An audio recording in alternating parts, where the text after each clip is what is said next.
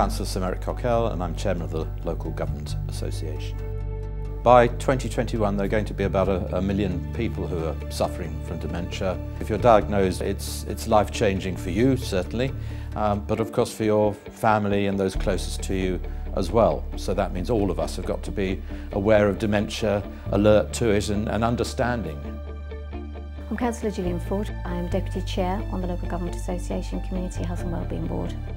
Dementia has a very high profile and the Prime Minister has set a dementia challenge, and as part of that challenge the Dementia Friendly Communities Working Group has been established.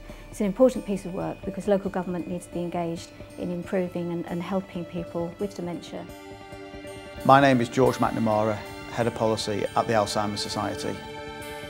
1 in 3 people over 65 will develop dementia, and 2/3 of people living with dementia live in the community. So whilst it's great that we have national initiatives and a national priority around dementia, actually the real difference happens in communities, with local government really taking leadership, speaking to people with dementia and responding to their particular needs.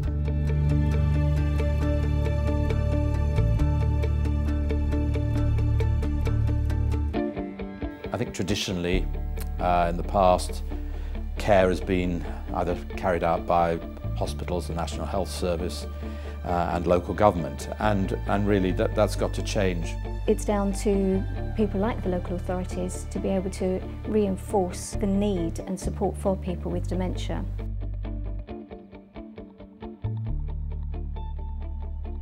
To improve the quality of life for people with dementia, government can only go so far. Everyone has a role and also a responsibility to play. Local authorities working with businesses, organisations, community groups can all make a big difference.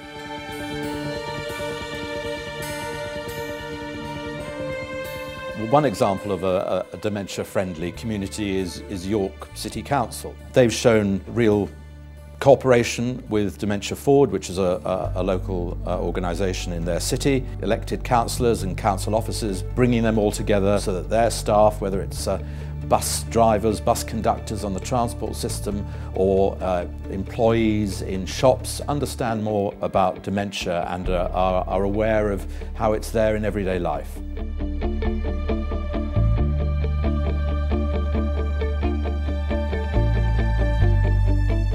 Kent is doing an intergenerational piece of work, and they've been doing films, dance with young people, and this work has been such a success that there is a dementia diary that has won an accolade, and that's now within the schools and libraries to demonstrate the benefits of knowing and awareness of dementia.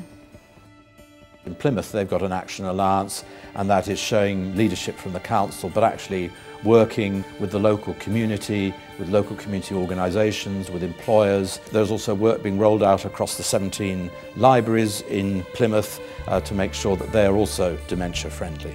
A really good example is the Hampshire Dementia Action Alliance, and that's got 80 members throughout the whole of the county.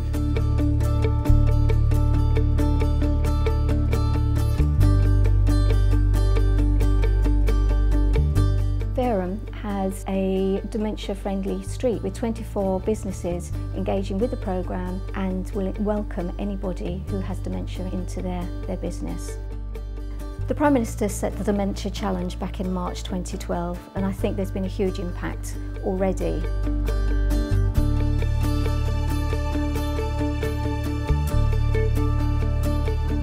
I would just encourage every authority to embark on Dementia Friends and Champions. It demonstrates what we can do for people with dementia and the carers. Local councillors are at the heart of their communities as they meet their constituents on a daily basis throughout their work. It's about taking what they're learning, what they're hearing in their own wards to the council chamber, making sure that dementia is a public health priority.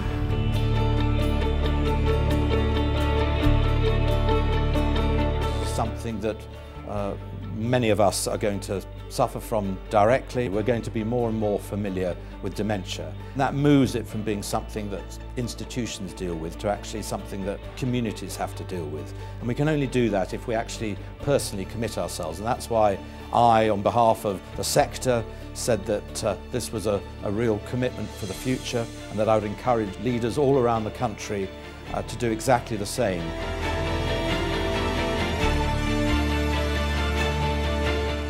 There are almost 90 dementia action alliances. What I want to see is that every community has a dementia action alliance, so that you are leading your communities, you are making them truly dementia friendly.